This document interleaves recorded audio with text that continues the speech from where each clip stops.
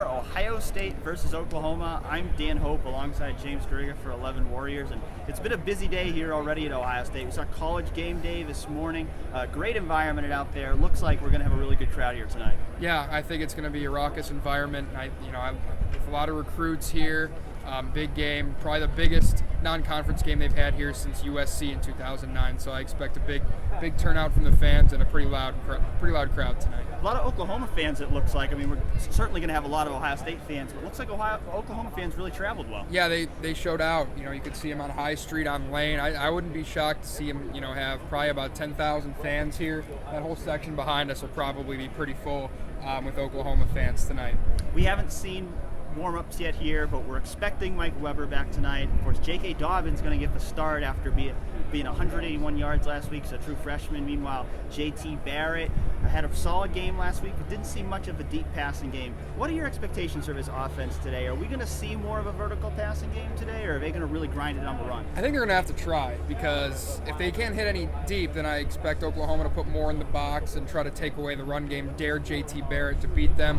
I think as far as the running back game goes, I think they're going to go with the hot hand. Like you said, Dobbins gets the start, but I think whichever running back has the hot hand, whichever one gets going, whichever one is seeing the holes better, I think that's the one they ride to try to get the win tonight. Defensively, we saw the pass defense have some trouble last week. The secondary was a little shaky, but we know they've got a great pass rush. The matchup everybody's talking about in this game, that pass rush versus Oklahoma's offensive line, maybe the best units on both sides of the ball for these two teams.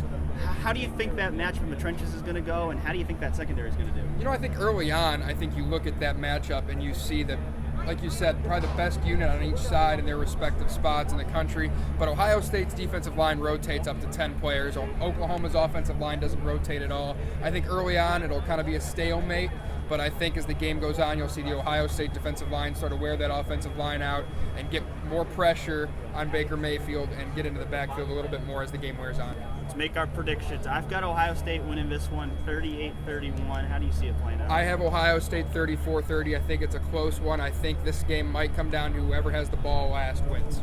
All right. Thanks so much for listening, everyone. Go to 11warriors.com for full coverage during and after tonight's game, Ohio State versus Oklahoma.